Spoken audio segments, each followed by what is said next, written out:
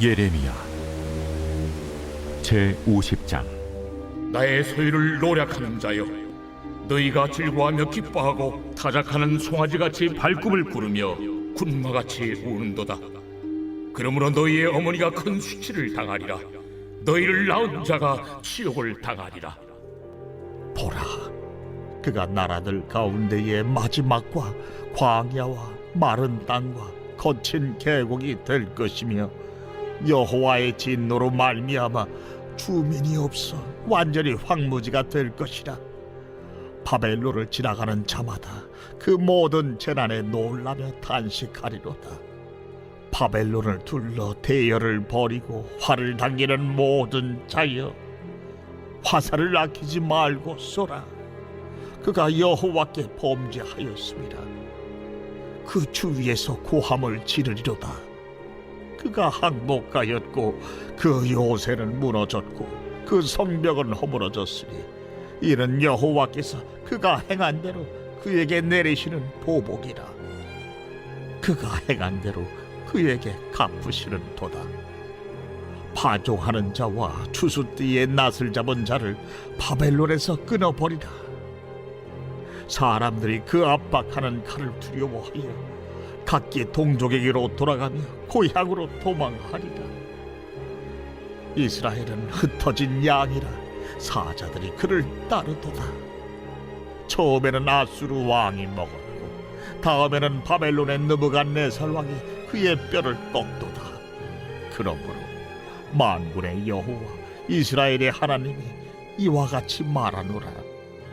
보라, 내가 아수르의 왕을 벌한 것 같이 바벨론의 왕과 그 땅을 벌하고 이스라엘을 다시 그의 목장으로 돌아가게 하리니, 그가 갈멜과 바산에서 양을 기를 것이며 그의 마음이 에브라임과 길르앗산에서 만족하리라.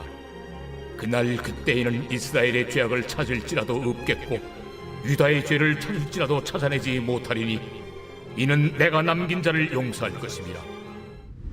할렐루야. 사랑하는 열린문교회 성도 여러분, 오늘도 주님이 주시는 참 평안 가운데 단잠 주무셨습니까? 8월 15일 목요일 하나님께서 허락하신 귀한 하루가 시작되었습니다. 오늘도 하나님께서 주시는 예레미야 말씀을 통하여 말씀의 선명한 기준이 세워지고, 그리고 세운 기준으로 오늘 하루를 살아내시는 저와 여러분들이 되셨으면 좋겠습니다.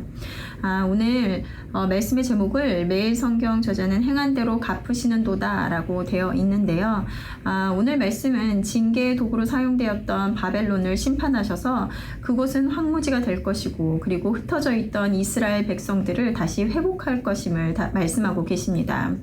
어제 말씀에서도 하나님 앞에 악을 행하였던 바벨론을 심판하시고, 그리고 그의 백성은 회복하실 것이다 라는 말씀이 계속 전해지고 있는 것인데요. 오늘 13절 말씀을 보면, 여호와의 진노로 말미암아 주민이 없어 완전히 황무지가 될 것이라. 바벨론을 지나가는 자마다 그 모든 재난에 놀라며 탄식하리로다. 하나님 앞에 범죄한 바벨론은 심판으로 인하여 황무지가 되며, 그것을 본 사람들은 그 모든 재난에 놀랄 것이라고 합니다. 왜 놀라며 탄식하는 것일까요? 왜냐하면 이렇게 되리라 예상할 수 없었던 일이기 때문일 것입니다. 승승장구하며 근동의 패권을 쥐고 있던, 한마디로 잘 나가는 바벨론이 이렇게 될 줄 예상하지 못했기 때문입니다. 때로는 우리가 겉으로 보기에 물질적 풍요를 누리고 아무런 걱정 없이 살아가는 사람들의 모습을 보면서 무슨 복을 받았길래 이런 이야기를 하는 것을 들어보셨을 텐데요. 이번 주일학교 친구들과 주일 설교 말씀을 전하면서 교만에 대한 말씀을 나눴습니다. 교만이란 하나님 없이도 잘 살 수 있다는 생각, 하나님 없이도 내 힘으로 해낼 수 있다라는 생각을 말하는데요. 아이들에게 이런 질문을 했습니다. 이 세상에 하나님을 믿지 않지만 너무나 세상에서 잘 살아가는 것 같고, 오히려 하나님을 믿지만 믿음이 없이 살아가는 자들보다 더 못 살아가는 것 같은 생각이 들어서 때로는 하나님 없이도 잘 살 수 있는 것 아닌가 생각이 든 적이 있는지 물었습니다.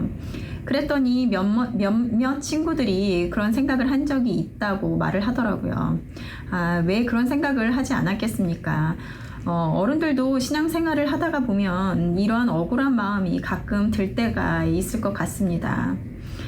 시편 73편을 보면 아삽의 시가 나오는데요. 그도 우리가 한 번쯤 그리고 가끔 마음속에 드는 이 생각을 했던 것 같습니다.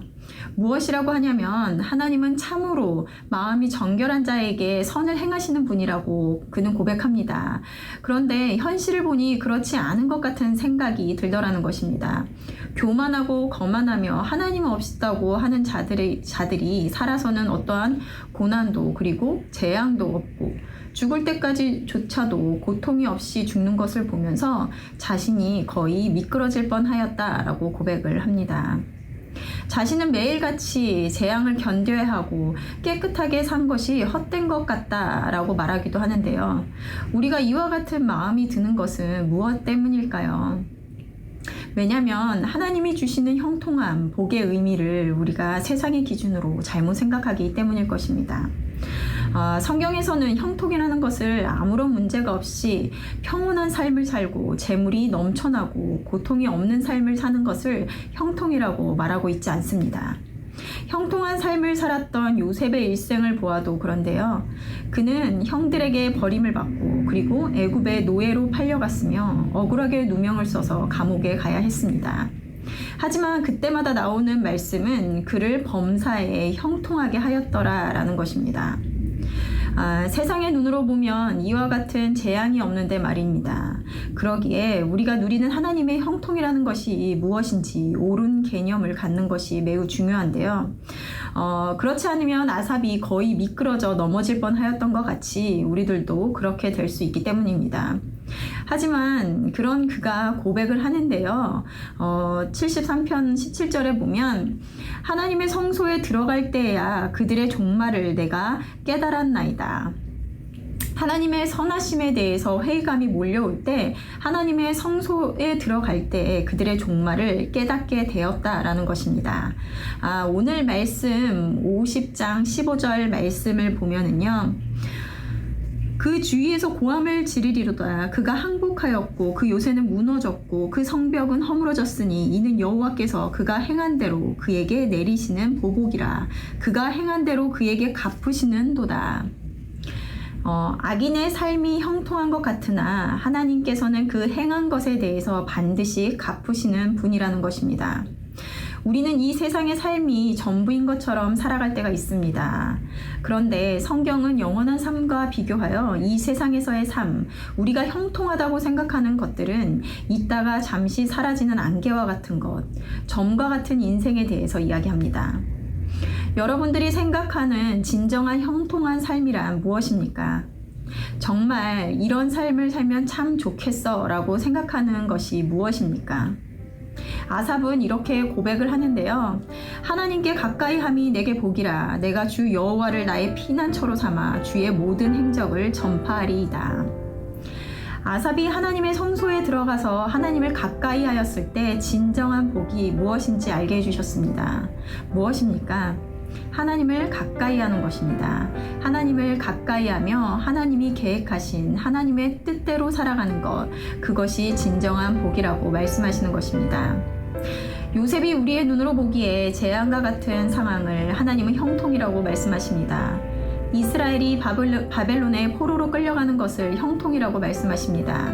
왜냐하면 그 과정을 통해 회복시키시는 하나님의 뜻이 이루어지고 있기 때문입니다. 우리가 악인의 형통함을 부러워하지 않음은 하나님은 반드시 그 행함에 대해서 갚으실 것이기 때문이며 그들의 형통은 형통이 아니라 오히려 하나님을 멀리하게 하는 걸림돌이 되기 때문입니다. 한때 패권을 쥐고 그 힘이 영원할 것 같았던 바벨론. 하지만 교만함의 끝은 하나님의 심판으로 한순간에 무너지게 될 것이며 하나님은 그 행한 대로 갚으신다라고 말씀하고 계십니다. 오늘도 각자에게 주시는 말씀을 묵상하시면서 하나님이 주시는 음성에 반응하며 그리고 깨달음의 은혜가 임하시는 오늘 하루가 되셨으면 좋겠습니다. 기도하시겠습니다. 하나님 감사합니다. 오늘 또 말씀을 통하여 하나님께서는 각자 행하신 대로 또 갚으시는 하나님이심을 다시 한번 보게 됩니다.